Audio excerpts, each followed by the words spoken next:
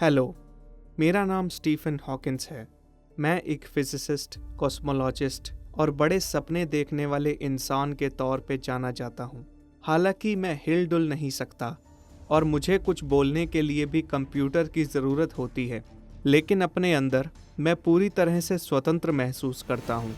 पूरे ब्रह्मांड में घूमकर इसमें जो कुछ भी मौजूद था उसे बताने में समर्थ, इस दुनिया के बनने की अनकही कहानी। जब से कॉस्मॉस की शुरुआत हुई से लेकर हमारी दुनिया और उसके अंदर मौजूद हर चीज, दूर खड़ा हमारा भविष्य, हमारा टाइम, ये स्पेस और शायद हमारे ब्रह्मांड का अंत, ये सफर इन सबको घेरे हुए है।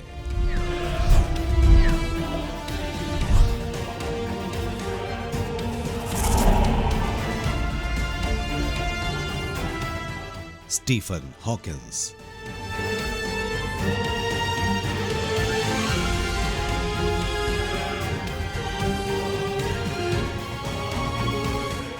मैंने यूनिवर्स के बारे में काफी वक्त तक सोच विचार किया है, लेकिन मैं कभी इससे बोर नहीं होता हूं, क्योंकि ये एक अद्भुत चीज है।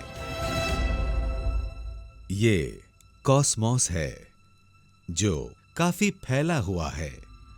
यहां नजर आ रहा हर डॉट एक दूसरी गैलेक्सी है।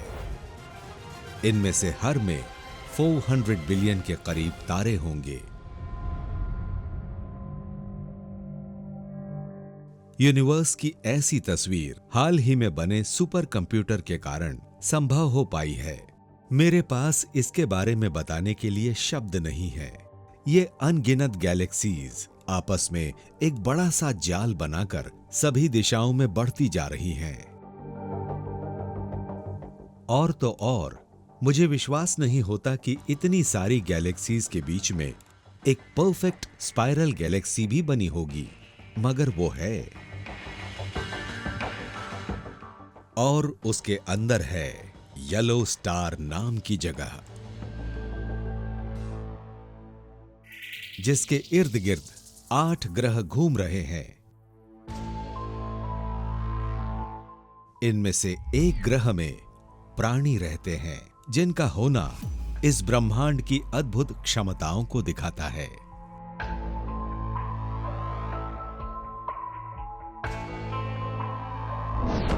हम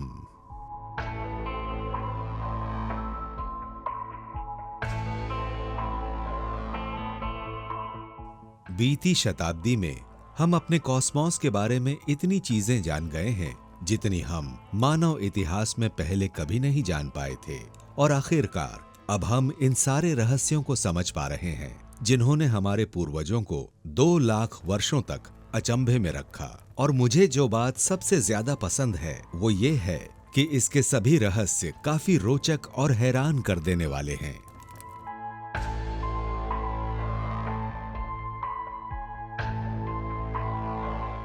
हम सभी रात के खत्म होते ही जीना शुरू कर देते हैं।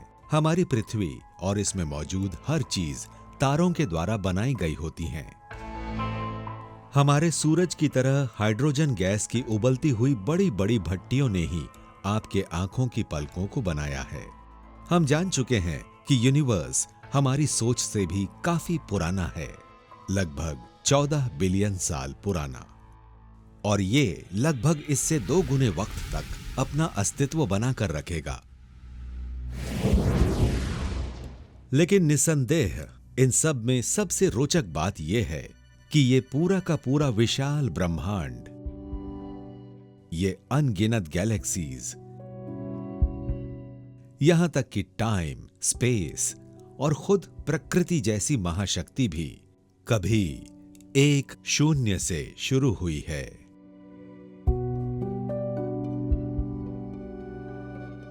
तो शायद जिंदा रहने के लिए ये सही वक्त है। हम शायद बंदरों की ही एक एडवांस प्रजाति हैं जो इस छोटे से ग्रह पर रह रहे हैं, लेकिन सिर्फ हम इस पूरे ब्रह्मांड को समझ पा रहे हैं और शायद यही हमें खास बनाता है।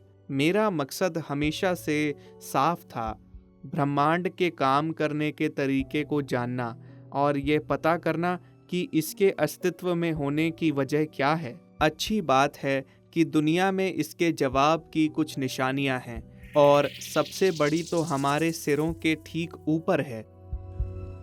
रात में आकाश के एक छोटे से हिस्से को ही क्यों न लीजिए, भले ही वो पिन की नोक जितना ही क्यों ना हो, उसमें आप ये देखेंगे गैलेक्सीज के इस बड़े से जाल का एक छोटा सा हिस्सा।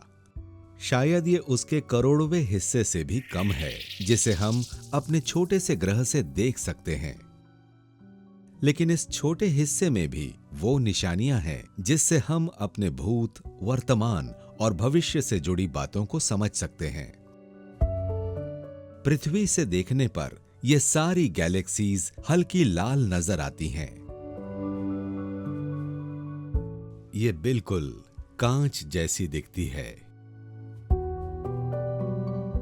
यही लाल रंग हमें यूनिवर्स के बनने का प्रमाण देता है और इसे प्रूव करने के लिए मुझे एक सीधी सड़क और एक शोर मचाती हुई कार की जरूरत पड़ेगी।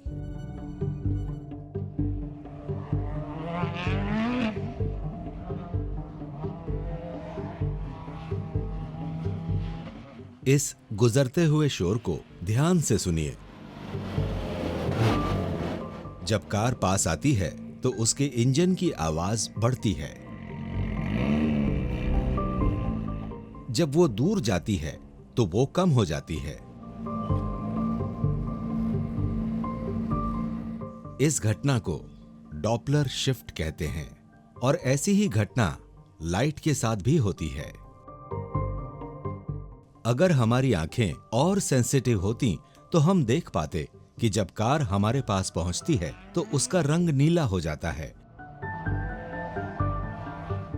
और निकलते वक्त उसका रंग लाल हो जाता है।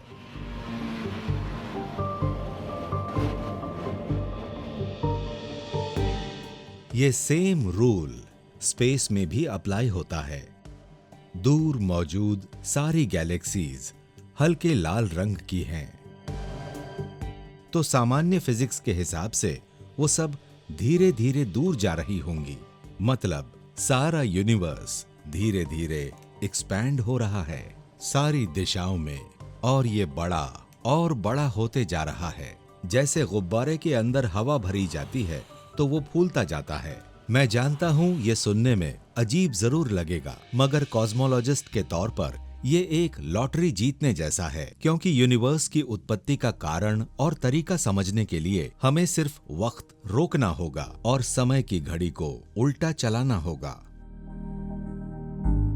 काफी रिवाइंड करने पर हर चीज पास आ जाती है, काफी ज्यादा पास। सभी गैलेक्सीज या सभी एस्टेरॉइड जैसी चीजें एक पॉइंट पर आकर समा जाती हैं, जिसे हम 13.7 बिलियन साल पहले से चालू हुई इस यूनिवर्स की शुरुआत कह सकते हैं।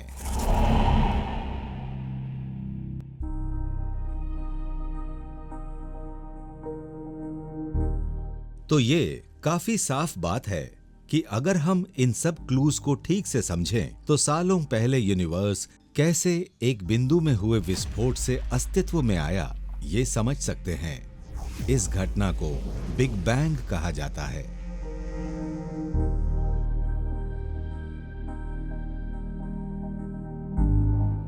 लेकिन इस आग और शोर के बीच उलझने से पहले हमें एक पल के लिए ठहरना चाहिए। अपनी शुरुआत में बिग बैंग बिल्कुल अंधेरे में हुआ था, क्योंकि तब लाइट का कोई अस्तित्व नहीं था। उसे देखने के लिए हमें विशेष कॉस्मिक नाइट विजन की जरूरत पड़ती।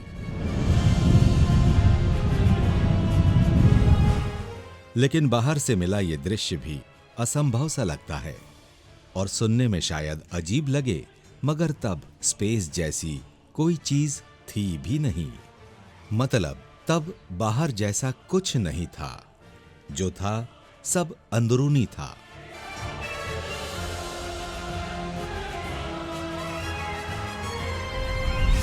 ये अर्ली यूनिवर्स सचमुच अजीब था और इसके बारे में मैं और खुशी से जानना चाहूंगा, मगर इसमें स्पेस और टाइम जैसे कॉन्सेप्ट लागू नहीं होते।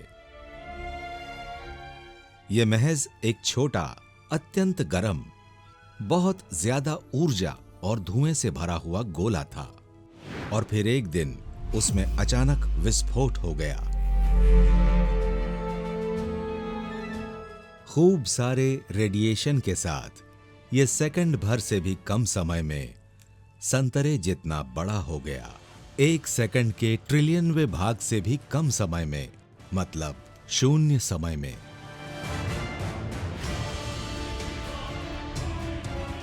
और इस तरह अचानक ब्रह्मांड अस्तित्व में आया, बड़ा और फैलता हुआ। ये हर बीतते पल के साथ ठंडा होता जा रहा था। लगभग 100 सेकंड में ही यह हमारे सौर मंडल जितना बड़ा हो गया था और करोड़ों मील तक फैल गया था। जब ये हो रहा था, ठीक इसी समय कॉस्मोस की एनर्जी ठंडी होकर मैटर बनाने लगी, जिससे अनगिनत सब एटॉमिक पार्टिकल बनने लगे। ये ब्रह्मांड में बनी पहली चीज थी। इसमें आधे पार्टिकल मैटर से और आधे मैटर के विपरीत गुणों वाले एंटी मैटर जैसी चीज से बने हुए थे। ये जब दोनों एक दूसरे से टकराते तो एनर्जी का विस्फोट होता और ये खत्म हो जाते।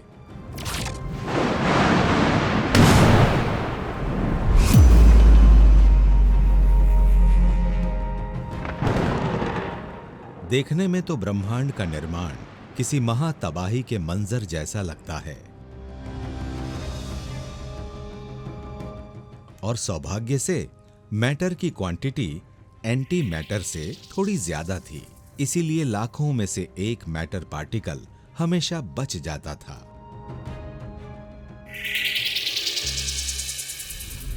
जो हमारे लिए अच्छी बात थी, क्योंकि उसी बची हुई चीज से हमारा यूनिवर्स बना है। आप हमें बिग बैंग के धुएं से उभरी हुई प्रजाति कह सकते हैं।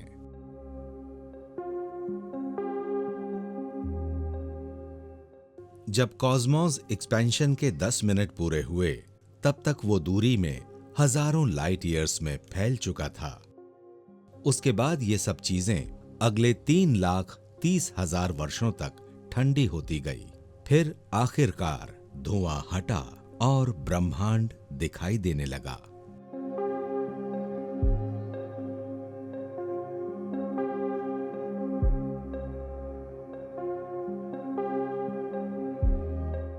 तो इस तरह से सब कुछ चलना शुरू हुआ, और मेरे ख्याल से ये एक बढ़िया कहानी है, क्योंकि ये हमारे पूर्वजों के द्वारा दिए जा रहे एक्सप्लेनेशंस से ज्यादा सच्ची लगती हैं। लेकिन इसके बाद जो चीज हुई वो और भी ज्यादा शानदार थी।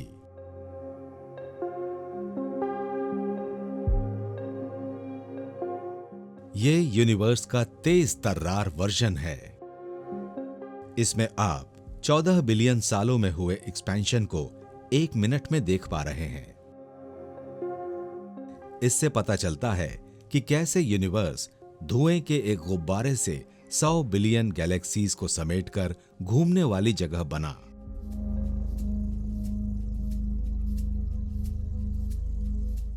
और मुझे ये बताकर और खुशी हो रही है कि ये सब एटम बाय एटम जुड़कर हुआ है। इसे सबसे बड़े लेवल पर हुई सेलेस्टियल इंजीनियरिंग कह सकते हैं। तो इस कॉस्मिक क्लॉकवर्क के पीछे की वजह क्या थी? मेरे हिसाब से इसके लिए जिम्मेदार थी ग्रेविटी।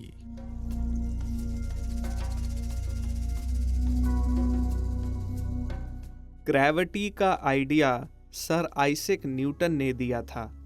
वो 17वीं शताब्दी में इसी कैम्ब्रिज यूनिवर्सिटी में पढ़ते थे।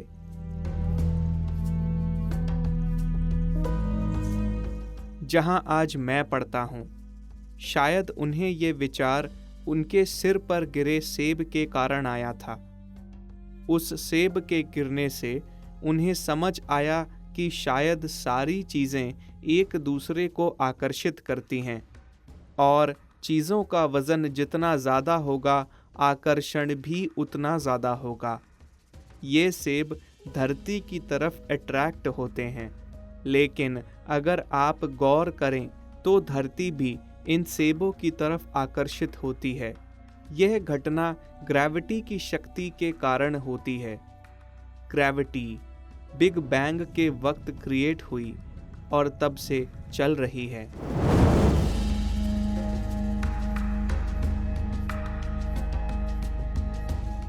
और इसकी वजह शक्ति है जिसने मुझे, आपको और इन सेबों को इस धरती पर जमाए रखा है।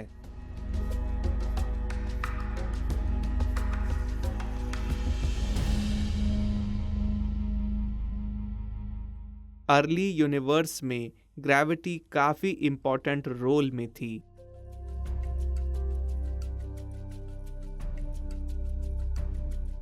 बिग बैंग के बाद यूनिवर्स महज एक गैस का गोला था जो सभी तरफ समान रूप से फैल रहा था।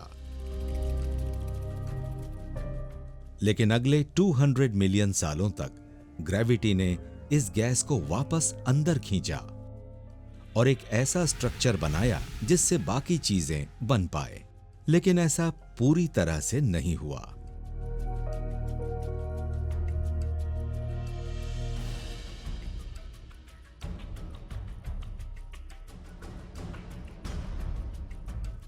और अगर एक और कॉस्मिक स्ट्रोक न आया होता तो आज न शायद हम होते, न आप, न ये तारे, न ग्रह और न ही कुछ और होता।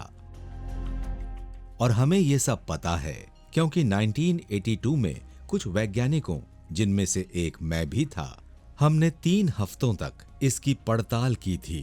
हालांकि कैलकुलेशंस काफी कठिन थे, मगर हमने जो निष्कर्ष निकाले थे उन्हें समझना आसान था। सबसे पहले मुझे इस जमीन की तरह एक समतल जगह चाहिए थी। ये मेरे कॉलेज का डाइनिंग रूम है और मैं यहां पर खूब सारी बॉल बेयरिंग्स को डालकर इस जगह को भरने वाला हूं।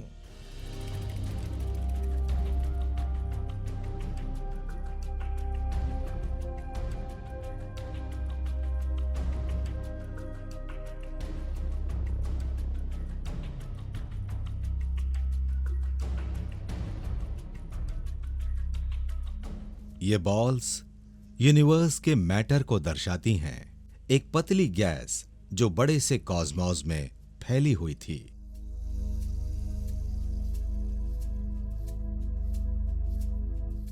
और यहां पर मिलता है भाग्य का असल साथ। अगर वे सभी समान डिस्टेंस पर प्रेजेंट हैं तो ग्रेविटी उन सभी को सभी दिशाओं में समान फोर्स से खींचती है। वो परफेक्टली अलाइन होते हैं और ऐसा लगता है जैसे कुछ हुआ ही नहीं। लेकिन सौभाग्य से यूनिवर्स का एक और रूल है कि कुछ भी परफेक्ट नहीं होता। परफेक्शन जैसी कोई चीज नहीं होती।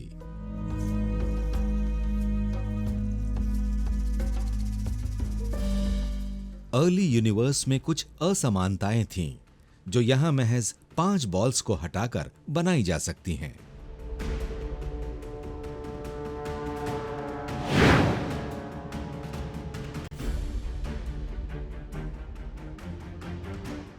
अब भले ही आपको लगे कि इससे क्या ही बदलेगा, लेकिन ग्रेविटी के लिए वो छोटी बॉल्स बड़े मौके जैसी है। ग्रेविटी अब किसी एक दिशा में इन बॉल्स को ज्यादा खींचती है। बॉल बेयरिंग में बनी इन छोटी असमानताओं से ग्रेविटी को कुछ बड़ा करने का मौका मिल गया है। और ऐसा ही कुछ उस समय हुआ जब हमने यंग यूनिवर्स को छोड़ा। गैस से बने इस विशाल ब्रह्मांड में कुछ हिस्से दूसरों से कुछ कम घने थे और ये less dense areas ball bearings में बने उन गैप्स की तरह थे।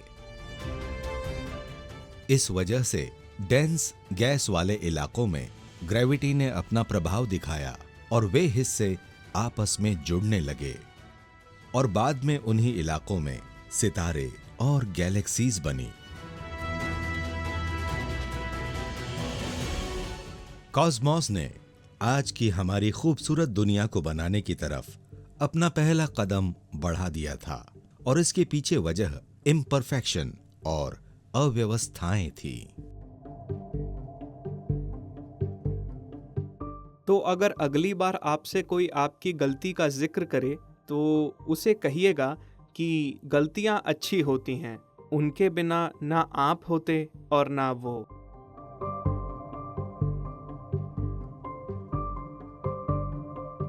$13.5 बिलियन ईयर्स पहले ब्रह्मांड गर्म हाइड्रोजन से बना एक गोला था जिसके अंदर ग्रेविटी लगातार फेरबदल करके उसे छोटे लेकिन कठोर बादल जैसा बना रही थी।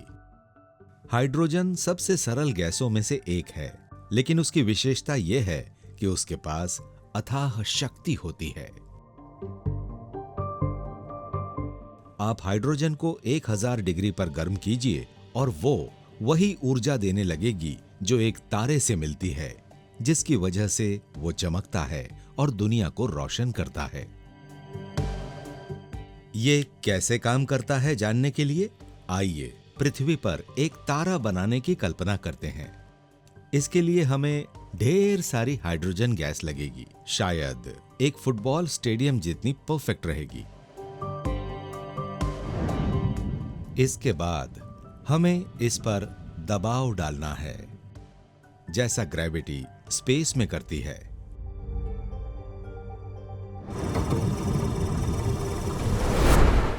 जैसे जैसे हाइड्रोजन कंप्रेस होना शुरू होती है, उसके एटम्स एक दूसरे से टकराना शुरू कर देते हैं और तापमान बढ़ना शुरू हो जाता है। और जब ये एक फुटबॉल जितनी सिकुड़ जाती है, तब उसका तापमान 10 मिलियन डिग्री के बराबर हो जाता है।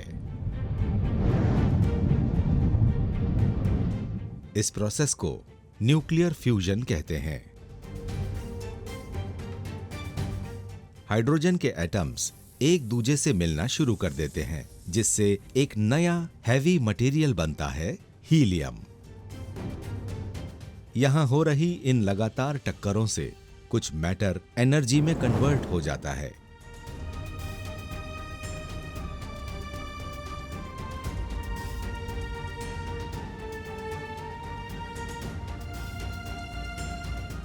हमने एक छोटा सा तारा तैयार कर लिया है।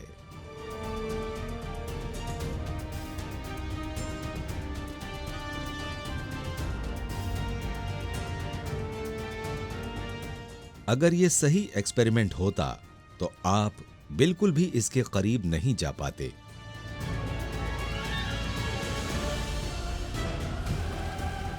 क्योंकि इस छोटे से तारे से निकलने वाली ऊर्जा भी तबाही लाने के लिए काफी है।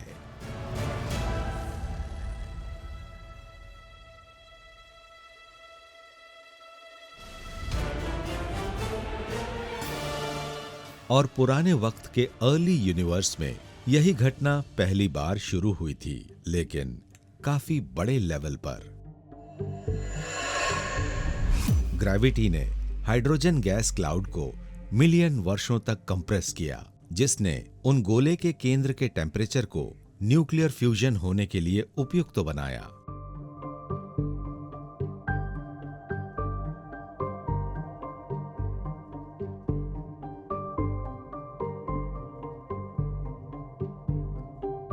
उस पहले सितारे ने फूटकर जीवन बनाया,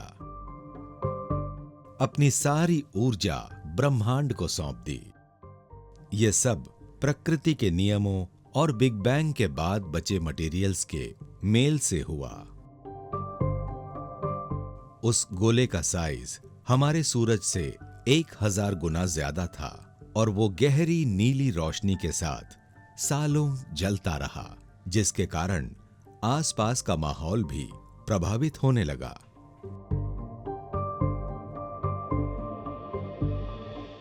नए सितारे बनने लगे और आज भी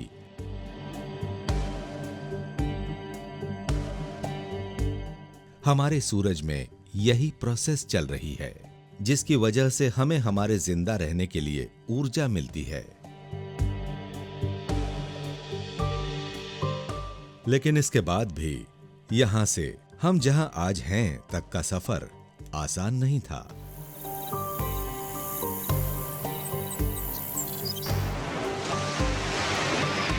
आप हमारे जैसी विशाल दुनिया को सिर्फ हाइड्रोजन और हीलियम जैसी सिंपल गैसेस से नहीं बना सकते। आपको दूसरे तत्वों की जरूरत होगी, जैसे ऑक्सीजन, कार्बन, आयरन और भी काफी कुछ। लेकिन भाग्य ने एक बार फिर हमारा साथ दिया, क्योंकि वो प्रोसेस जिसकी वजह से तारे चमकते हैं वही कार्बन, ऑक्सीजन और आयरन भी बनाती है।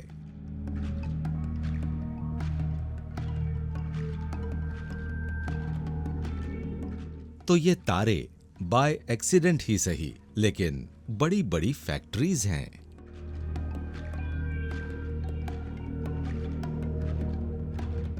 तारों के अंदर चल रही क्रियाओं को समझने के लिए मैं इसे बीच से बांट देता हूं।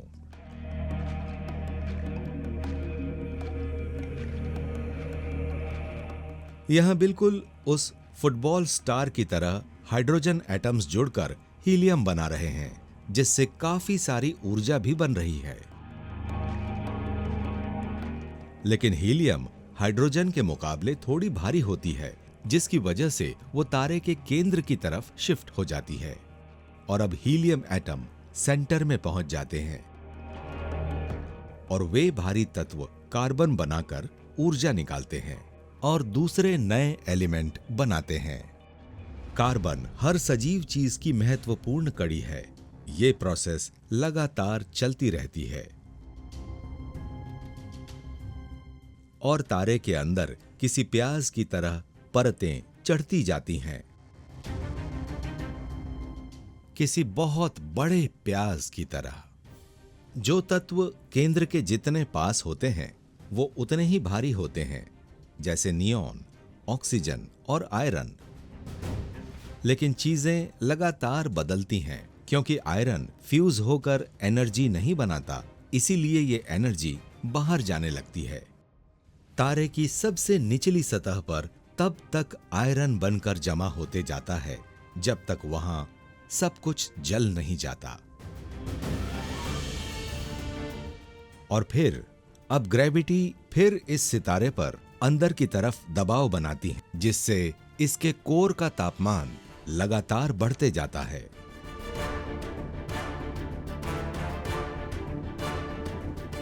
यह हमारे सूरज की तुलना में लगभग 100 गुना ज्यादा होता है और आखिरकार दबाव चरम पर पहुंच जाता है और विस्फोट हो जाता है।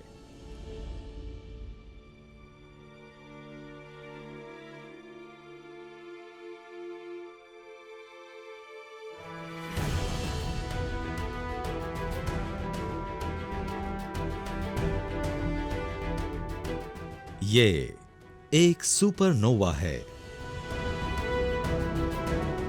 जिसे एक सितारे का अंत लेकिन दूसरे की शुरुआत कह सकते हैं।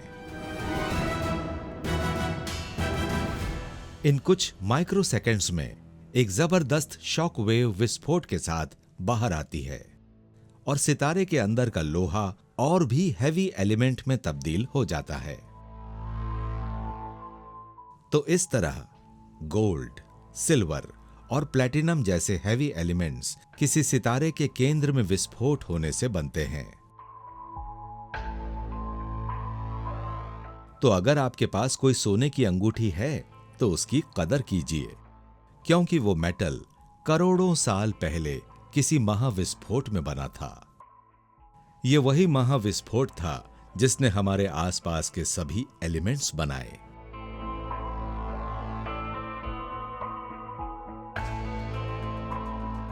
ये बात मुझे हमेशा चकित कर देती है कि हमारे भीतर भी वही सब चीज़ें हैं जो सितारों में होती हैं, और हमारा दिल भी सितारों से मिली ऊर्जा से धड़कता है, लेकिन हमारे कॉस्मोस में सितारों की तरह और भी जादुई चीजें हैं।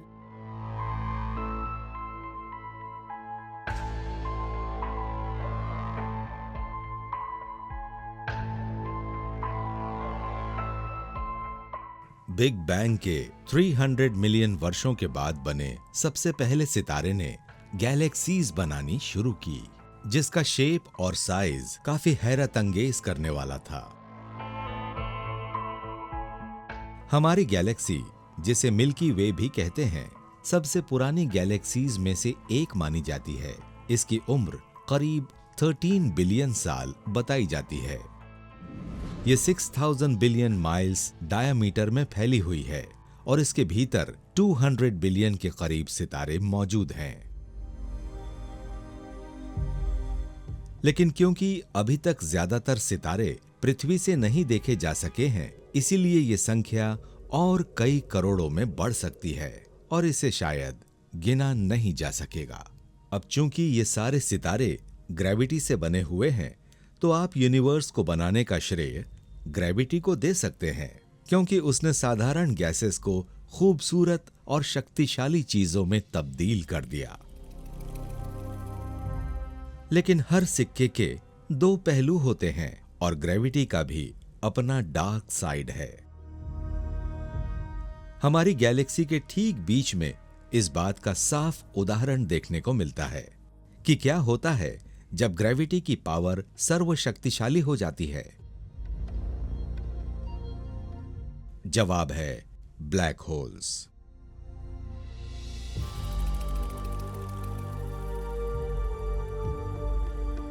जब मैं 20-21 साल का था तब मैंने ब्लैक होल्स के बारे में बेसिक कैलकुलेशंस किए थे, मगर तब मुझे मेरे विचारों को समझने वाले लोग नहीं मिले और आज सब जगहों पर इन्हीं विषयों को पढ़ाया जा रहा है।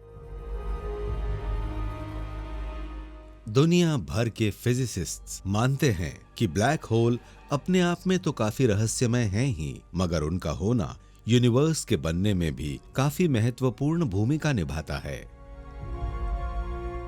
और ये हमें ब्रह्मांड के संभावित अंत की तस्वीरें भी दिखाता है।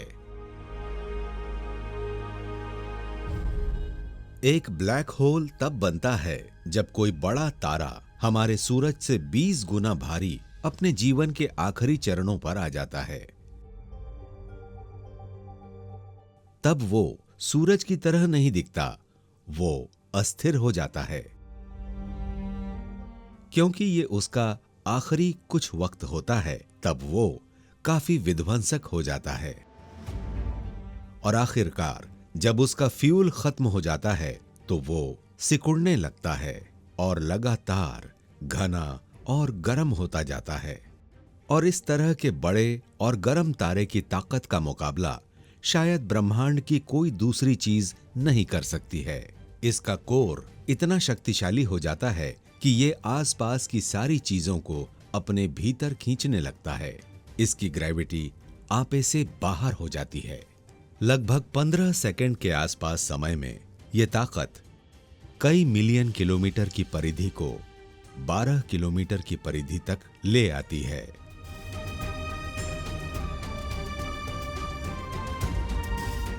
तारे के अंदर का मास उतना ही होता है, मगर ये साइज में कम और कम होता जाता है। क्रोड का तापमान करीब 100 बिलियन डिग्रीज तक पहुंच जाता है।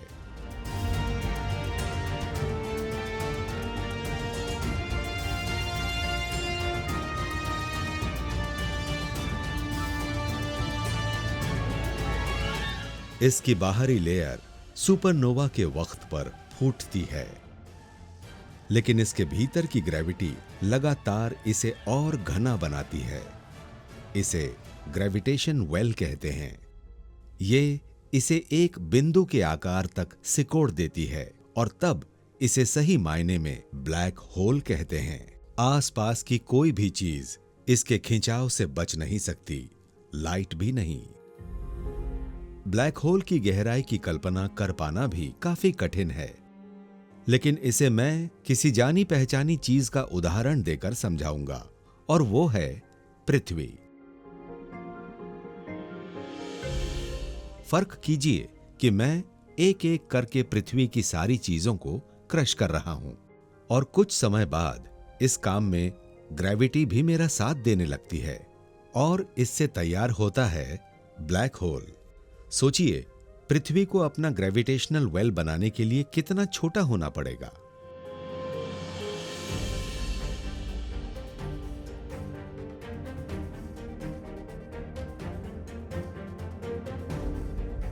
मुझे इसको लगभग 8000 माइल्स डायमीटर से एक मूंगफली जितनी छोटी करना पड़ेगा।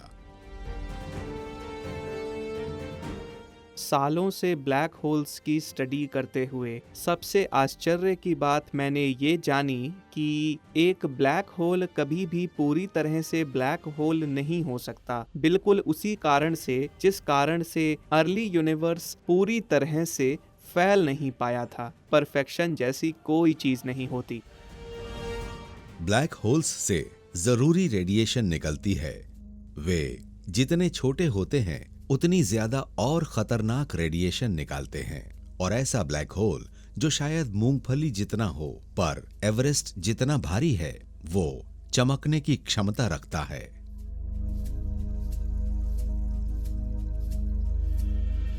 स्पेस में मिलने वाले ब्लैक होल्स काफी बड़े होते हैं। जो छोटे होते हैं वे हमारे सूरज से 4 गुना भारी और 15 माइल्स बड़े हैं, और कुछ तो इतने बड़े हैं कि हजारों सूरज उसमें समा सकते हैं। और इसके बाद सबसे बड़े यानी सुपर मैसिव ब्लैक होल्स आते हैं, जो हमारी जैसी तमाम गैलेक्सीज के सेंटर में स्थित होते हैं।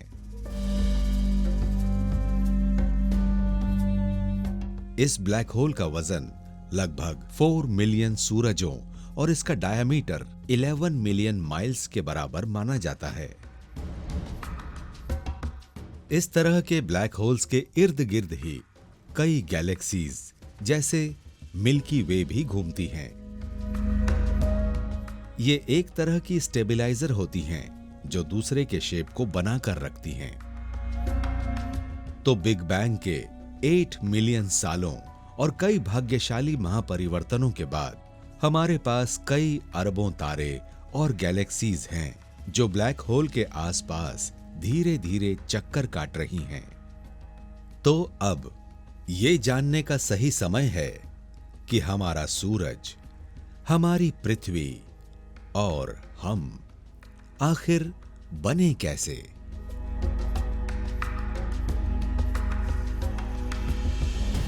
हमारा सोलर सिस्टम, हमारी गैलेक्सी मिल्की वे के सेंटर से 26,000 लाइट ईयर्स दूर है, या इसे 2/3 हिस्सा दूरी भी कह सकते हैं। कैसे ये बड़े बड़े ग्रह एक पीले जगमगाते तारे का चक्कर काटने लगे, इसके पीछे की कहानी करीब 6 बिलियन साल लंबी है। लेकिन चूंकि हमारे पास उतना समय नहीं है, इसीलिए मैं थोड़ा जल्दी समझाता हूं।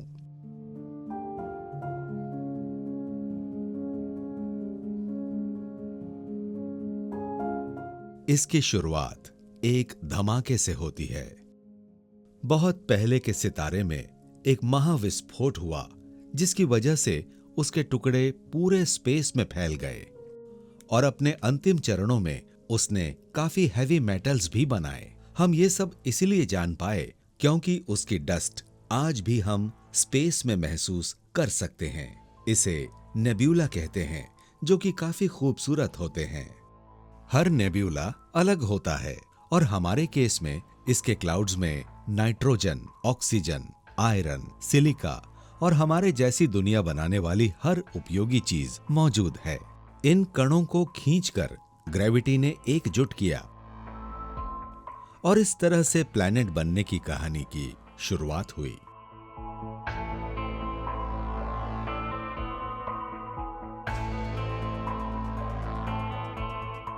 डस्ट के बड़े बड़े घेरे बनने शुरू हुए, और इनमें से एक के बीच में एक पथरीला ग्रह जिसे हम अर्थ कहते हैं बनना शुरू हुआ। ये पूरी तरह से तारे की धूल और ग्रेविटी के प्रभाव से मिलकर बना था। 100 मिलियन वर्ष बीतने तक ये धूल की एक बड़ी सी बॉल बन गई थी जिसमें कई मिलियन टन के आकाशीय पिंड मौजूद थे। ये वो जगह है जहां से पृथ्वी आपकी और मेरे बनने की शुरुआत हुई थी।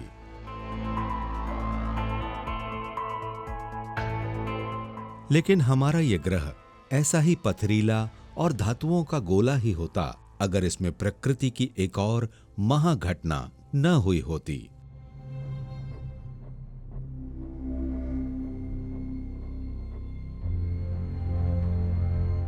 $93 मिलियन दूर नेब्यूला के बीचों बीच मौजूद हाइड्रोजन गैस का टेम्परेचर और प्रेशर इतना बढ़ गया था कि एटम्स आपस में जुड़ने लगे, जिससे एक नया सितारा हमारा सूरज बना।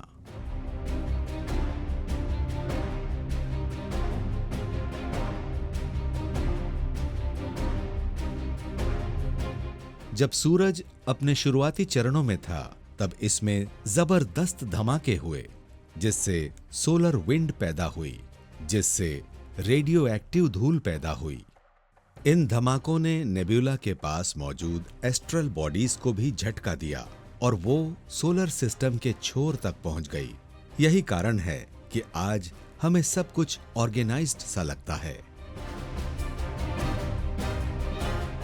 सोलर सिस्टम के बाहरी हिस्सों पर बड़े बड़े गैसीय ग्रह जैसे जुपिटर, सैटर्न, यूरेनस और नेपच्यून मौजूद हैं। इसके अंदर की तरफ मर्क्यूरी, वीनस, मार्स और अर्थ मौजूद हैं। हमारे लिए यह सौभाग्य की बात है कि सूरज लगभग 8,65,000 मील चौड़ा है, जिसकी वजह से ये कई और बिलियन सालों तक जल सकता है। लगभग 8 बिलियन साल और शायद नई सभ्यता और जीवन के विकास के लिए इतना वक्त काफी है। लाइफ सचमुच ब्रह्मांड की सबसे विचित्र घटना है। मेरे ख्याल से यह दर्शाता है कि ब्रह्मांड में सब कुछ संभव है। मैं आज भी ब्रह्मांड के बनने की कहानी जानकर आश्चर्य से भर जाता हूं, लेकिन इसके अंदर जीवन कैसे बना, यह काफी उलझा हुआ सवाल है। आमतौर पर कहा जाता है कि जीवन किसी अनचाही घटना के कारण बना है। अचानक कहीं पर कुछ अणु एक दूसरे से टकराए और एक ऐसा अणु तैयार हो गया जो खुद विभाजित होने में सक्षम था। इसके बाद विकास की धीमी यात्रा शुरू हुई, जिससे पृथ्वी पर विकास की धीमी प्रक्रिया शुरू हुई और धीरे धीरे विभिन्न तरह के जीव इसमें बनने शुरू हुए। लाइफ भी बिल्कुल मैटर की तरह ही बढ़ती है अगर उसे सही समय और पर्याप्त परिस्थिति दी जाए। मेरे ख्याल से जीवन पूरे ब्रह्मांड में एक जैसा है, लेकिन उसकी बात कभी और करेंगे। जैसे जैसे जीवन का विकास हुआ, उसने पृथ्वी को बदलना शुरू किया और पृथ्वी का ढांचा ही बदलता चला गया।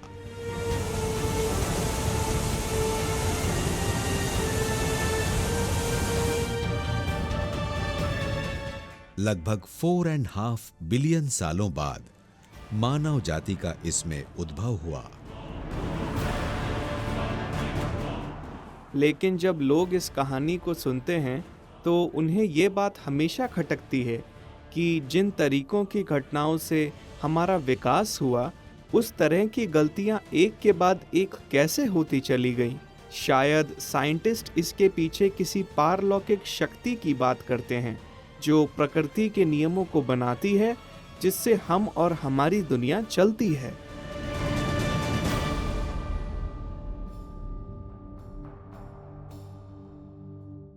और इन्हीं सब बातों के कारण जीवन का पृथ्वी पर होना महज एक इत्तेफाक नहीं लगता। सोचिए, पृथ्वी सूरज से ठीक उतनी दूरी पर है जितने पर यहां पानी बन सकता है। सूरज का साइज भी उतना ही है कि वो अगले 8 बिलियन साल और जल सकता है। इतने समय में हम आज से लाखों गुना प्रगति कर लेंगे। सोलर सिस्टम ऐसे तत्वों से भरा पड़ा है जिनसे जीवन उत्पत्ति हो सके, और ये सारे तत्व भी इसी कारण से बने क्योंकि कई सितारे पहले तबाह हुए थे। ये सितारे ब्रह्मांड में मौजूद प्राइमॉर्डियल गैस की अनियमितता से बने थे, और ये सब तो बिग बैंग से मची तबाही का सिर्फ 1 मिलियनवां हिस्सा है।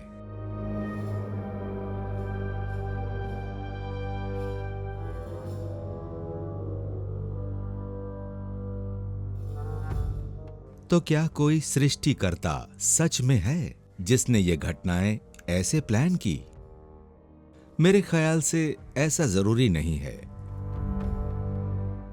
ऐसा सोचिए कि अगर दूसरे यूनिवर्स भी हैं जो शायद हमारी तरह नहीं हैं, वो शायद किसी और बिग बैंग से बने हों जिन पर फिजिक्स के दूसरे लॉज और कंडीशंस बनती हों। किसी में तो शायद ग्रेविटी और जीवन भी ना हो, किसी में हाइड्रोजन एटम्स फ्यूज ना हो, तो तारे भी ना बने। तो फिर जीवन ना होना और ऐसे तमाम कारणों की वजह से पहले कई ब्रह्मांड और उनमें जीवन बनते और बिगड़ते रहे हो सकते हैं। तो शायद हमें खुद को इतने परफेक्ट यूनिवर्स में पाकर सरप्राइज नहीं होना चाहिए जिसमें इतने सारे ग्रह परफेक्टली सूरज के चक्कर काट रहे हैं, क्योंकि ऐसी ही परफेक्ट जगहों पर ही जीवन पनप सकता है।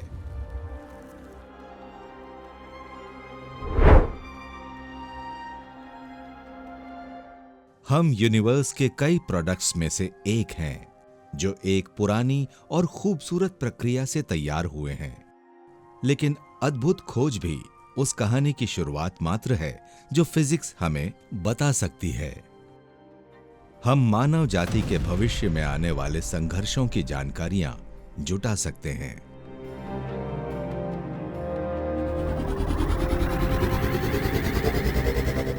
और शायद हम इस ब्रह्मांड के भविष्य का भी पता लगा सकते हैं।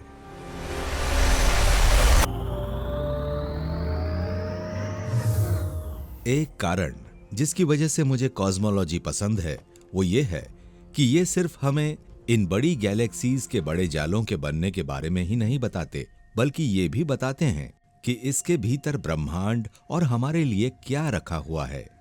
मेरे ख्याल से ये हमारा सौभाग्य है कि हम उन मानवों में शामिल होंगे जो न सिर्फ अपने आगे के बिलियन सालों की बल्कि शायद समय के अंत की भी कल्पना कर सकेंगे। मैं सिर्फ कॉस्मोस के भविष्य को नहीं बल्कि हमारी मानव जाति के द्वारा झेली जा सकने वाली चुनौतियों को भी देखता हूँ, क्योंकि आखिर में हम सभी इस विशाल यूनिवर्स की बूंद बराबर संरचनाएं हैं। मुझे पता है कि हमारी जन्मदाता पृथ्वी हमेशा यूं ही हरी भरी नहीं रहेगी।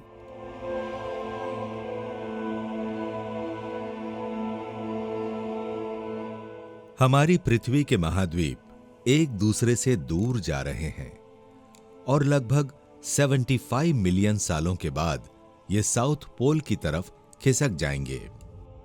कोई नहीं जानता कि तब तक पृथ्वी रहने लायक बचेगी या नहीं, पर दुख की बात यह है कि इसे जानने के लिए भी शायद कोई नहीं बचेगा।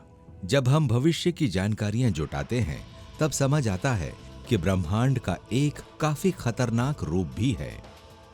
हमारे ग्रह के पड़ोस में ही बिलियन एस्ट्रॉइड का अंबार लगा हुआ है। ये उसी प्रक्रिया में बचे हुए पिंड हैं जिससे सोलर सिस्टम का निर्माण हुआ था। इनमें से कोई भी कभी भी हमारी पृथ्वी से आकर टकरा सकता है, ऐसा आपने सिर्फ किसी हॉलीवुड फिल्म में होता देखा होगा, मगर ऐसा सच में हो सकता है। हमने इनमें से कुछ को नाम भी दे रखा है। ये वाला एपोफिस कहलाता है। इसका नाम एक ऐसे इजिप्शियन डीमन के नाम पर रखा गया है जो अपनी डार्क और डिस्ट्रक्टिव पावर के लिए जाना जाता था। इसे 2004 में खोजा गया। इसका साइज किसी 100 मंजिला इमारत जितना और वजन 20 मिलियन टन के बराबर है।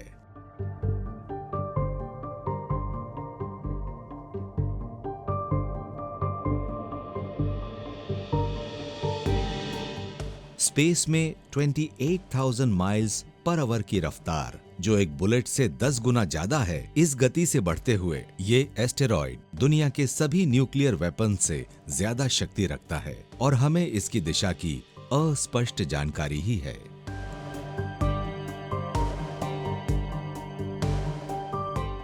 इसके असल रास्ते का तो पता ही नहीं लगाया गया है, पर 13 अप्रैल 2029 को ये एस्टेरॉयड पृथ्वी से 23,000 माइल्स दूर से गुजरेगा और इसी रेंज में हमारी सारी सैटेलाइट्स भी चक्कर लगाती हैं। इसलिए ये जरूर थोड़ी डराने वाली बात है।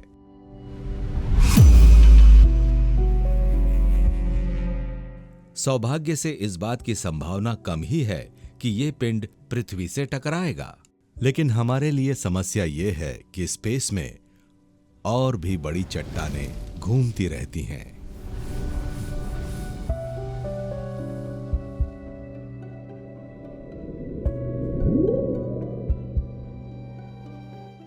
ब्रह्मांड में कई महाविशाल एस्टेरॉइड्स मौजूद हैं।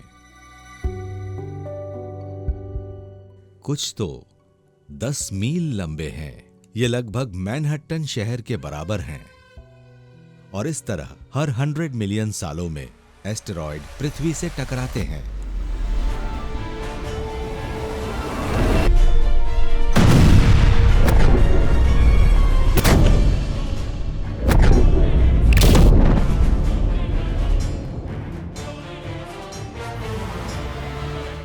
आखिरी बार करीब 65 मिलियन सालों पहले यह घटना हुई थी, जिसकी वजह से शायद डायनासोर भी गायब हो गए थे।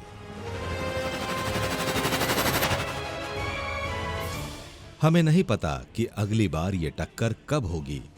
वो एस्टेरॉयड बड़ा हुआ तो पृथ्वी हमेशा के लिए बंजर हो जाएगी और वही पृथ्वी पर जीवन की 5 बिलियन साल लंबी कहानी का अंत होगा। भले ही हमने उसे प्राकृतिक तबाही से पार कर लिया, तो भी हम खुद को आसानी से तबाह कर सकते हैं।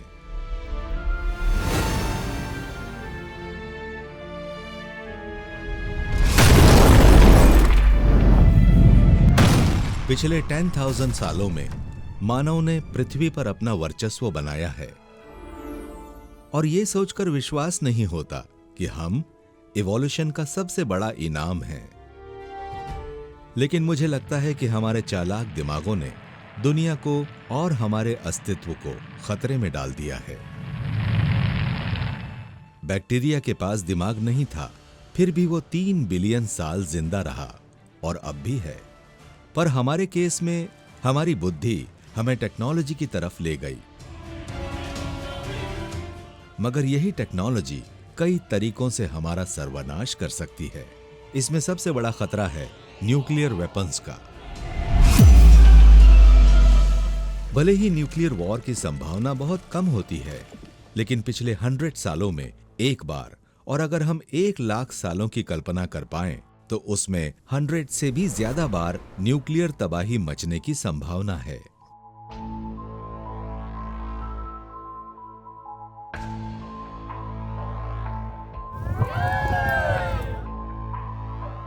मैं युद्ध न होने की बातों को अविश्वास से देखता हूं, क्योंकि अगर हम हथियार बना सकते हैं तो इसे इस्तेमाल करने में भी हमें संकोच न होगा। जैसे जैसे समय बढ़ रहा है, ब्रह्मांड अपने और नए पत्ते खोल रहा है। ब्रह्मांड में कुछ बेहद शक्तिशाली चीज हैं जो पृथ्वी को चुटकियों में खत्म कर सकते हैं।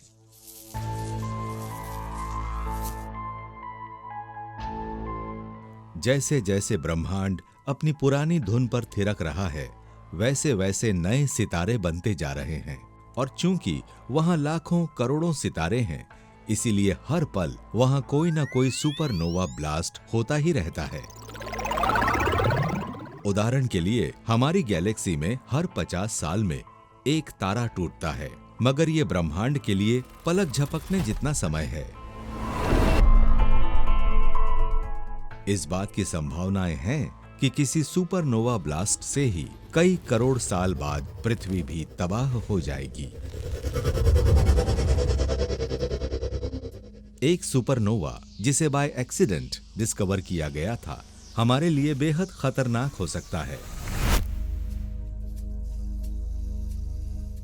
1967 में जब कोल्ड वॉर का दौर था, यूएस सैटेलाइट ने गामा रेज के घातक सिग्नल्स को पकड़ा।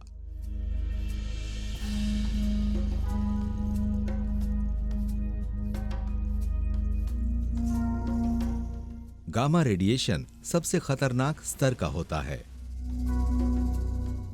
और ये किसी एटॉमिक हथियार से भी निकल सकता है।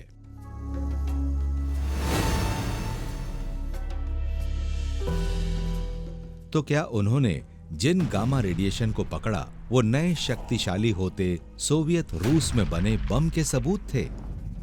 मगर गनीमत थी कि इसका जवाब नहीं में था। अमेरिकी वैज्ञानिकों को अपनी रिसर्च में ये पता चला कि गामा रेडिएशन का ये तूफान असल में स्पेस से आ रहा था। उस वक्त रूस के पास भी ऐसी टेक्नोलॉजी नहीं थी। दशकों बाद भी हम पता नहीं लगा सके हैं कि रेडिएशन के तूफान आते कैसे हैं। मगर एक सही समझे जाने वाली थ्योरी ये है कि ये किसी स्पेशल इफेक्ट की तरह सुपरनोवा से आते हैं, जिसे गामा रे बस्टर कहा जाता है।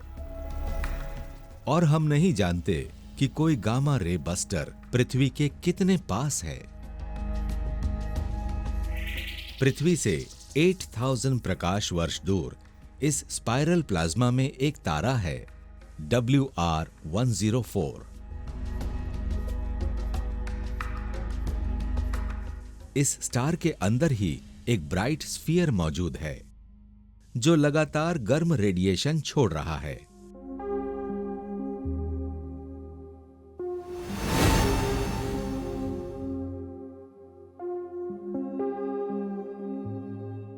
हमें आशंका है कि ये वही तारा है जिसका जब अंत होगा तो ये अपने दोनों पोल्स से दो खतरनाक तरह के रेडिएशन छोड़ेगा।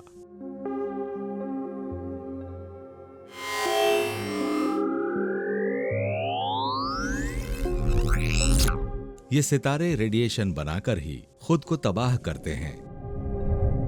इनमें इतनी ऊर्जा होती है कि जितना हमारा सूरज अपनी लाइफ भर में प्रोड्यूस करता है।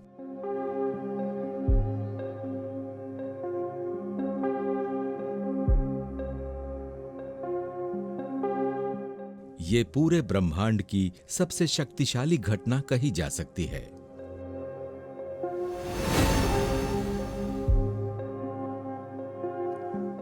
कोई नहीं जानता कि WR104 ऐसा करेगा या नहीं। इसकी रेडिएशन सीधे पृथ्वी से टकराएगी या नहीं। लेकिन अगर ऐसा हुआ तो हम पर हाई रेडिएशन का सैलाब आ जाएगा और तबाही तय है। इस रेडिएशन से सबसे तेज गर्म हवाएं चलेंगी जो ओजोन को तबाह कर देंगी, जिस वजह से सन रेडिएशन सीधे पृथ्वी पर पहुंचेगा। ये भले ही किसी फिल्म जैसा लगे, लेकिन ये दूसरी बार होगा जब हमारी पृथ्वी पर आकाश कुछ यूं दिखेगा। 450 मिलियन साल पहले यहां रहने वाले आधे से ज्यादा जीव यूं ही मारे गए थे। इसके पीछे का कारण ऐसी ही खतरनाक गामा रेडिएशन को माना जाता है जिसने पृथ्वी के एक सिस्टम को नेस्त नाबूद कर दिया था। मैं आपको चिंतित नहीं करना चाहता हूं, मगर मानव जाति के किसी और ग्रह की खोज का यही सही समय है। हमें अपनी प्रजाति को दूसरे ग्रहों तक पहुंचाने में ही समझदारी है और सौभाग्य से वो प्रक्रिया शुरू भी हो गई है।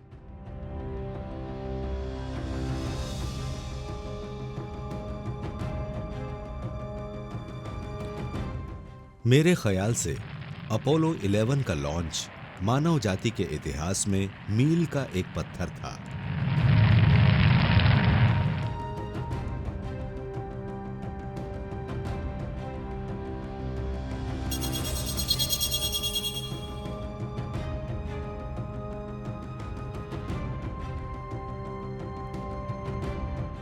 और ये ब्रह्मांड की हमारी यात्रा में एक नया मोड़ था। हमारे रूप में पहली बार जीवन पृथ्वी से ब्रह्मांड तक पहुंचा और किसी दूसरी धरती पर स्थापित हुआ।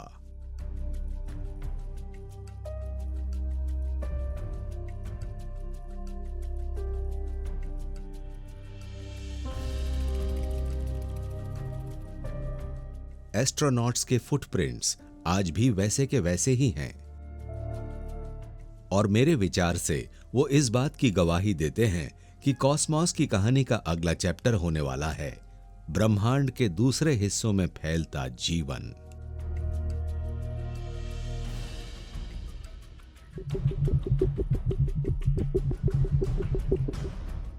जैसे जैसे ब्रह्मांड पुराना हो रहा है,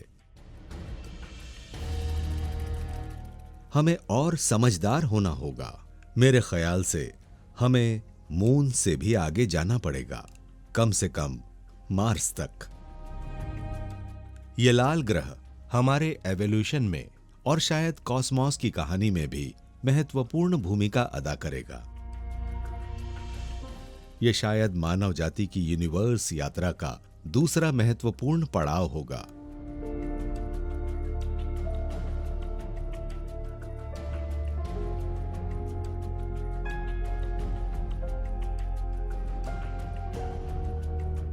मार्स पर हुए रोबोट मिशन से वहां की खूबसूरती और छुपे हुए खतरे दोनों की तस्वीर हमें मिली है और मुझे लगता है यहां सबसे पहले इंसान के तौर पर पहुंचना काफी रोचक होगा।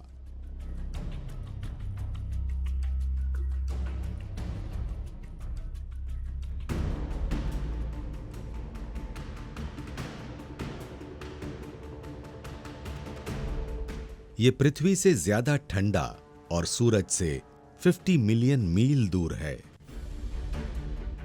इसलिए ये उतना गर्म नहीं है और यहां काफी जल्दी तापमान बदलता है। अचानक से 80 डिग्री से -200 डिग्री सेल्सियस कुछ मिनट में ही हो जाता है।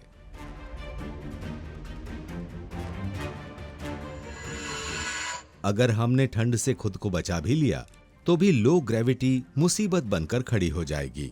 मार्स पृथ्वी की तुलना में आधा है और यहाँ की सिर्फ 38% ग्रेविटी ही वहाँ महसूस होती है, जिसके कारण वहाँ जाने वाले लोगों की हड्डियां और मसल्स कमजोर होकर खत्म होती चली जाएंगी। अगर मार्स पर ठीक ठाक समय बिता लिया तो आप में पृथ्वी पर लौटने के बराबर भी शक्ति नहीं बचेगी। लो ग्रेविटी का मतलब यह भी है कि मार्स अपना एटमॉस्फेयर होल्ड करने में कठिनाई महसूस करता है। वहां पृथ्वी के मुकाबले 100 गुना कम प्रेशर पर हवा मौजूद है।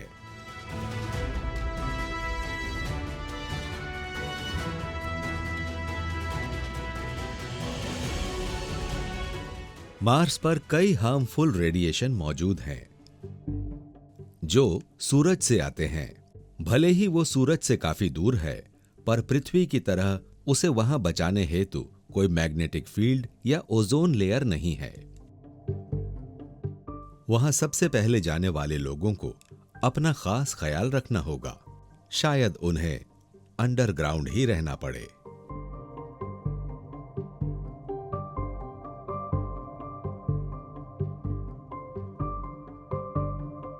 मगर मेरे ख्याल से मार्स की इन कंडीशंस को बदलना एक दिन संभव हो जाएगा। शायद इसके लिए हमें स्पेस मिरर्स की मदद लेनी पड़ेगी, जो इसे वो गर्मी और पावर देंगे। सही तरह से टेक्नोलॉजी के प्रयोग से सब कुछ संभव हो सकता है। अगर हम बड़े बड़े रेडिएशंस को ब्लॉक कर सकने वाले डोम्स बना लेते हैं, तो हम वहां पर अपना एटमॉस्फेयर भी बना पाएंगे।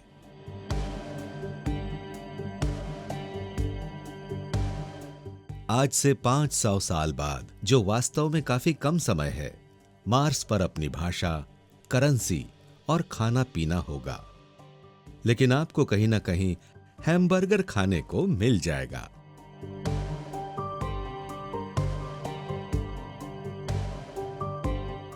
लेकिन यह तय है कि जैसे जैसे यूनिवर्स की उम्र बढ़ रही है, वैसे वैसे इस तरह की नई नई टेक्नोलॉजी भी मानवता की दूसरे ग्रहों में एंट्री की गारंटी तय करेगी।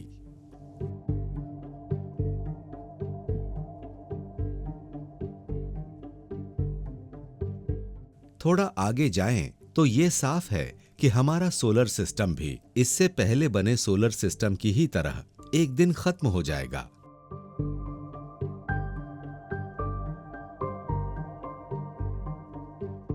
अभी की बात करें तो सूरज अपनी आधी जिंदगी जी चुका है और ये वक्त बीतने के साथ और गर्म और चमकीला होता जाएगा और 1 बिलियन सालों में ये 6% और चमकीला हो जाएगा।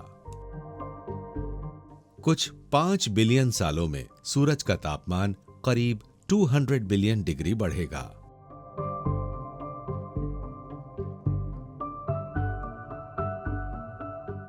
और तब पृथ्वी पत्थरों और पिघले मेटल से बनी हुई एक बंजर ग्रह ही रह जाएगी। इसकी सारी जिंदगियां सालों पहले तबाह हो चुकी होगी। यही हमारे प्लैनेट की किस्मत है। मगर सूरज की कहानी खत्म नहीं होगी। जैसे जैसे सूरज का फ्यूल खत्म होगा, वो एक्सपैंड होकर रेड जायंट में तब्दील होना शुरू हो जाएगा। तब ये हमारे जीवन दाता से हमारा काल दूत बन जाएगा।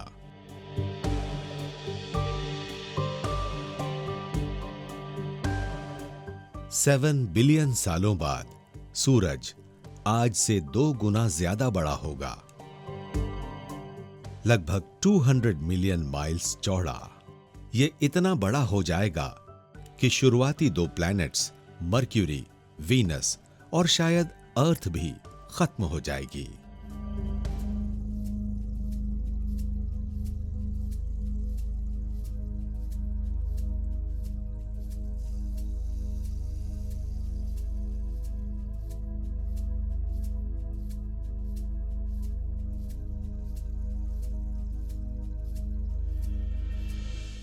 मगर जैसे जैसे ब्रह्मांड अपनी गति से आगे बढ़ रहा है, हमें नए मौके भी मिलेंगे और शायद हम ब्रह्मांड से मिले इन मौकों से जीवन को बचा लें।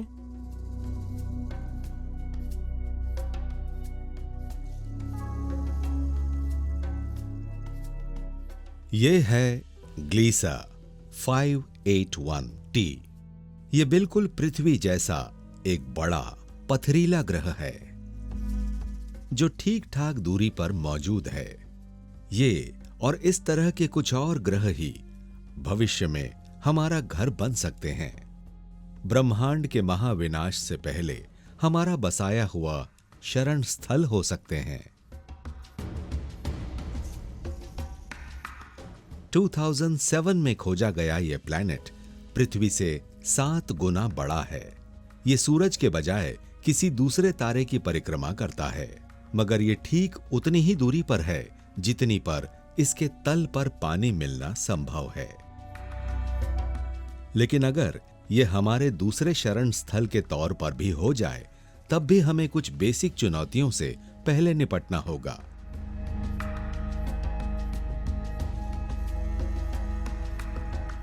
ग्लीसा दूर, बहुत दूर है।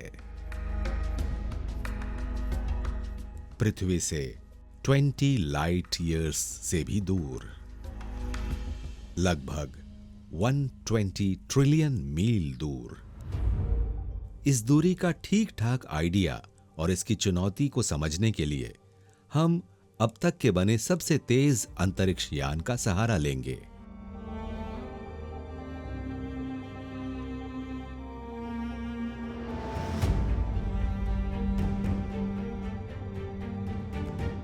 वॉयेजर 1 1977 में लॉन्च किया गया था और आज कई साल बाद भी ये करीब 13 बिलियन मील ट्रैवल कर चुका है। जुपिटर और सैटर्न पर मिशन के तौर पर जा चुका है। ये उन्हीं की ग्रेविटी से अपनी स्पीड को बूस्ट करता है, जिस वजह से इसके नाम कई रिकॉर्ड्स हैं। ये भले तेज ना लगे, पर ये 11 मील प्रति सेकंड की रफ्तार से आगे बढ़ता है। पृथ्वी पर यह रफ्तार कुछ यूं दिखाई देती है।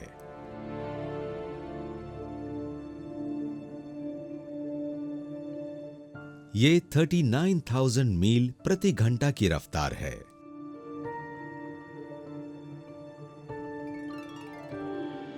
इस स्पीड से हम 1 घंटे में 1.5 बार दुनिया का चक्कर लगा सकते हैं। तो वॉयेजर की रफ्तार से चल रहे किसी स्पेस शिप को हमारी पृथ्वी जैसे दूसरे प्लैनेट ग्लीसा पर पहुंचने में कितना समय लगेगा? इसका जवाब ब्रह्मांड की विशालता को दर्शाता है। 11 मिलियन मील प्रति सेकंड की रफ्तार से चलकर भी ग्लीसा तक पहुंचने की यात्रा 3,50,000 वर्षों से भी ज्यादा की होगी।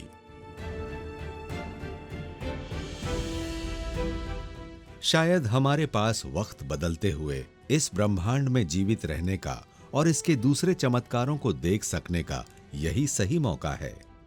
लेकिन ऐसा करने के लिए हमें एक बड़े लेवल पर टेक्नोलॉजी करनी पड़ेगी और इसके लिए काफी सधी हुई इंजीनियरिंग की जरूरत होगी।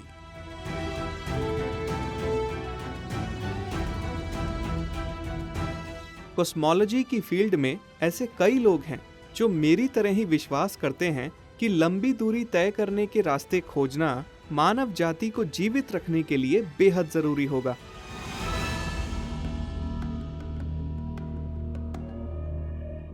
अगर हम दूसरे सोलर सिस्टम में ट्रैवल करने लायक मशीन बना लेते हैं, तब हम कई संभावनाएं सच कर सकेंगे, जैसे मानव जाति का और कई बिलियन साल तक जीवित रहना।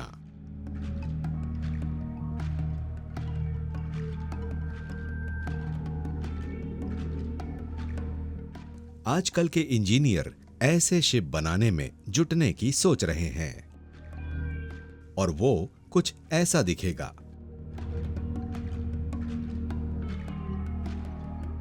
वो शायद एटॉमिक एनर्जी का इस्तेमाल करेंगे या एंटी मैटर का, या उससे भी किसी ताकतवर फ्यूल का जो उन्हें शक्ति देगा। लेकिन मेरे ख्याल से हमारे लिए तकनीकी चीजें समस्याएं नहीं बनेंगी, बल्कि आर्थिक समस्याएं ज्यादा बड़ी होंगी।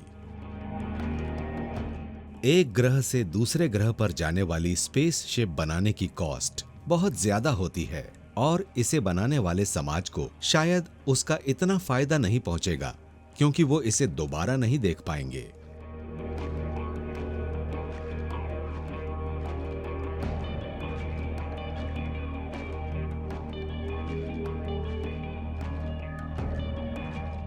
तो ऐसी मशीन बनाना शायद मानव इतिहास में सहयोग का सबसे बड़ा उदाहरण होगा, या फिर इसे इसमें यात्रा करने वाले लोग ही बनाएंगे। और यहीं से दूसरी चुनौती सामने आ जाती है।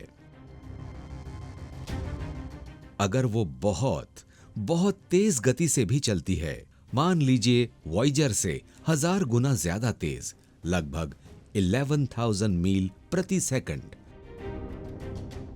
तब भी हमारे सबसे करीबी स्टार सिस्टम तक पहुंचने की यात्रा में 73 साल लगेंगे।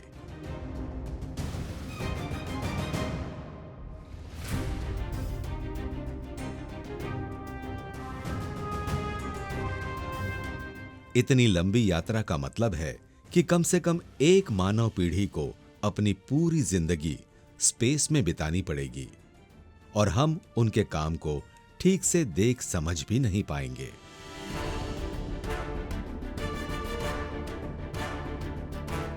एक मानव पीढ़ी को स्पेस में रखने के इस विचार पर विशेष चिंतन होना चाहिए।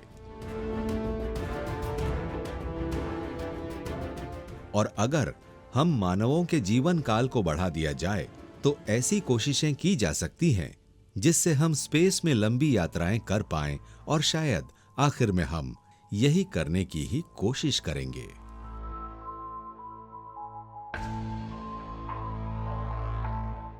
इस चीज की शुरुआत हो चुकी है।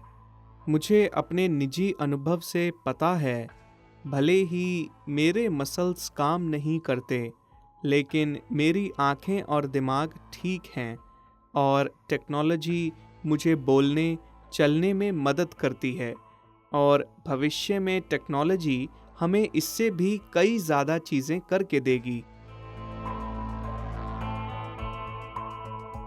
अगले 100 सालों में हम अपनी फिजिकल कैपेबिलिटीज में अलौकिक परिवर्तन देखेंगे।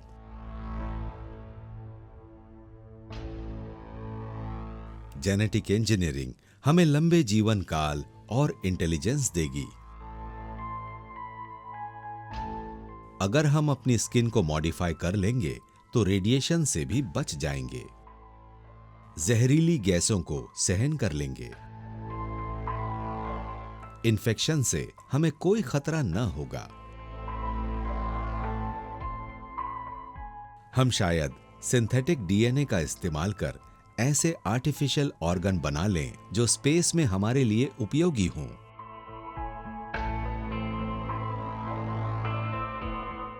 ऐसा विकास हमें लंबी यात्राओं और दुर्लभ स्थितियों में भी जीवित रखेगा। मैं अपने बाद आने वाली पीढ़ी को हमारी गैलेक्सी को छोड़कर आगे के दूसरे तारों तक पहुंचने की कल्पना कर सकता हूं। अगर वो अपने बायोलॉजिकल कार्गोस को उन सोलर सिस्टम तक ले जाएं, जिन्हें हम अभी तक ढूंढ नहीं पाए हैं। इस तरह के शिप को डिजाइन किया जा सकता है जो अलग होकर फैल जाएंगे और ये सभी चमत्कार हमसे ही शुरू होंगे।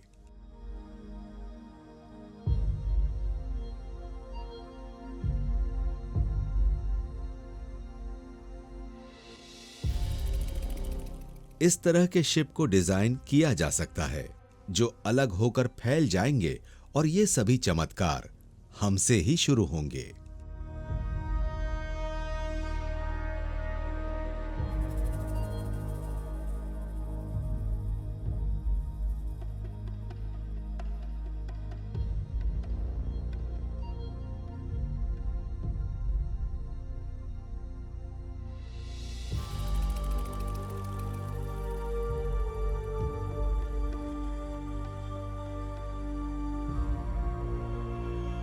जब हम इंटरस्टेलर स्पेसेस में यात्राएं कर रहे होंगे, हमें मालूम है कि हम प्रकृति के सबसे गहरे राजों को भी समझ जाएंगे। मुझे आशा है कि ब्रह्मांड का अंत कैसे होगा जैसे रहस्यमयी सवाल का जवाब खोजकर इस प्रश्न को सुलझा पाएंगे कि ब्रह्मांड आखिर बना ही क्यों था।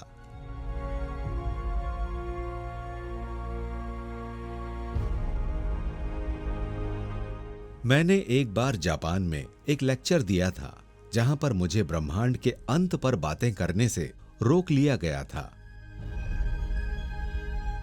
क्योंकि उससे जापानी स्टॉक मार्केट पर बुरा प्रभाव पड़ता। और मुझे नहीं मालूम कि यूनिवर्स कब और कैसे खत्म होगा, लेकिन आप में से जो लोग भी अपने इन्वेस्टमेंट को लेकर चिंता कर रहे हैं, मेरे विचार से अपने स्टॉक्स को इतनी जल्दी मत बेचिएगा। 13.7 बिलियन साल जीकर भी हमारा ब्रह्मांड बस अभी जवान हुआ है।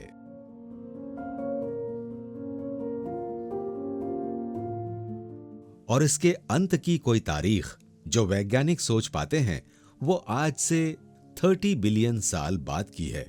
अभी बहुत कुछ होना बाकी है।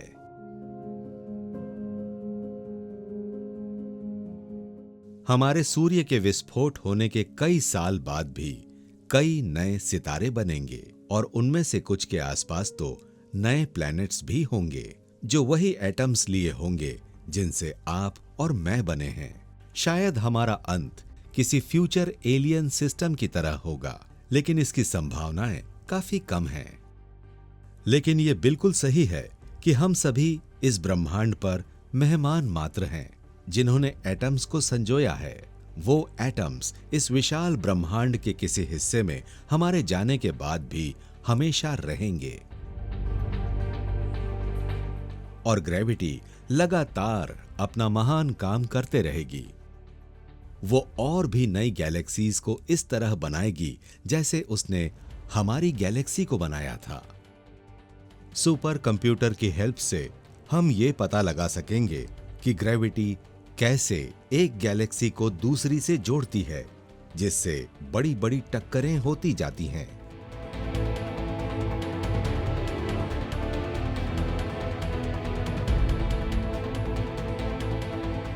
हमारी गैलेक्सी अपने सबसे नजदीकी एंड्रोमेडा गैलेक्सी के साथ टकराकर मर्ज होगी। ये लगभग 3 बिलियन सालों में होगा।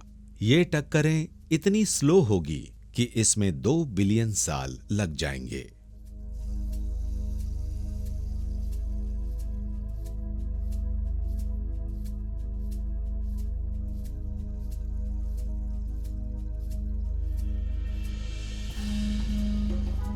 और यही प्रक्रिया पूरे कॉस्मॉस में हो रही है। बड़ी बड़ी गैलेक्सियां लगातार टकराकर रिफॉर्म हो रही है। इन बड़ी टक्करों में ट्रिलियन सितारे एक दूसरे से टकराते हैं और उनके भारी वजन के कारण वो घूमने लगते हैं।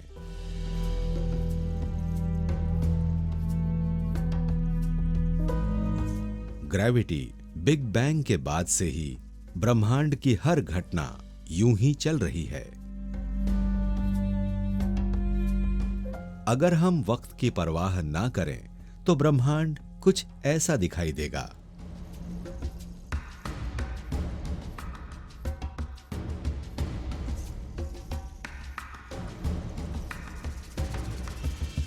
लेकिन क्या ये कॉस्मिक व्हर्लपूल हमेशा यूं ही रहेगा?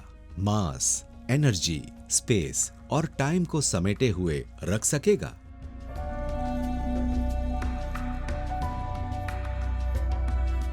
यह प्रश्न सोचने में भी कितना जटिल लगता है।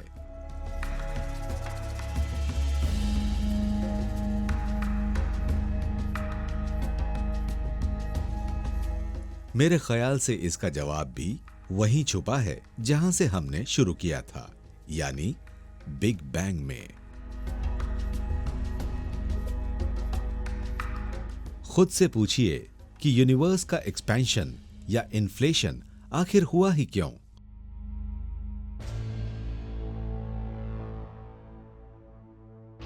जब हमें इसका जवाब मिल जाएगा और हम बिग बैंग को समझ लेंगे तो इस ब्रह्मांड के भविष्य को भी समझ लेंगे। इन सब के पीछे कहीं ना कहीं डार्क एनर्जी का हाथ है। यह स्पेशल एनर्जी है जो ब्रह्मांड को पुश कर रही है।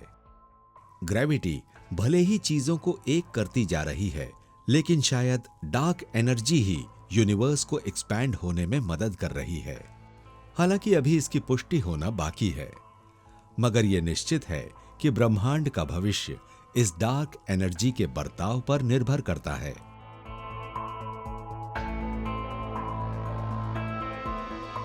अगर डार्क एनर्जी कम हो गई तो ग्रेविटी भारी हो जाएगी और लगभग 20 बिलियन सालों में यूनिवर्स अपने शुरुआती स्टेज में पहुंच जाएगा, बिल्कुल पहले जैसा हो जाएगा और ये बिग बैंग का अजीब सा रिवर्सल होगा।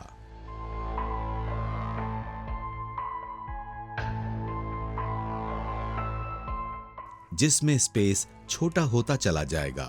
इस थियरी को बिग क्रंच कहा जाता है। और अगर यह सच हुई तो आज से 30 बिलियन साल बाद यूनिवर्स का सारा मैटर एक छोटे ब्लैक होल में समा जाएगा।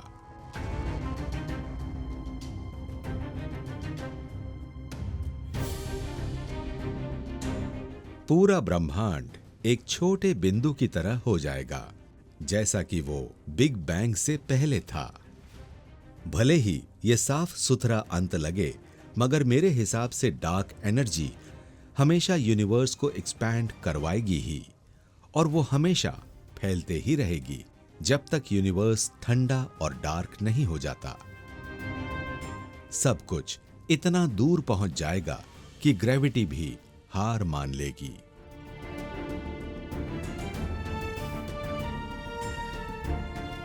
मुझे लगता है कि आगे ठंड जबरदस्त तरीके से बढ़ने वाली है, क्योंकि सारा यूनिवर्स सिकुड़ने वाला है। इसका जवाब हमेशा से पता लगाना था और है, लेकिन जब हम इस कॉस्मिक गुत्थी को सुलझा लेंगे, तब हम सिर्फ अपने ब्रह्मांड के ही नहीं, बल्कि हमारे अगल बगल के सारे यूनिवर्स के मास्टर बन जाएंगे। तो क्या हमारा जीवन और उसका अंत ऐसा ही होगा, या हमें यूनिवर्स के अंत से पहले नए रास्तों का पता लगाना होगा? शायद हमें यूनिवर्स क्यों एग्जिस्ट करता है, इसका जवाब हमेशा से पता लगाना था और है, लेकिन जब हम इस कॉस्मिक गुत्थी को सुलझाने लगें, तब हम सिर्फ अपने ब्रह्मांड के ही नहीं, बल्कि हमारे अगल बगल के सारे यूनिवर्स के मास्टर बन जाएंगे।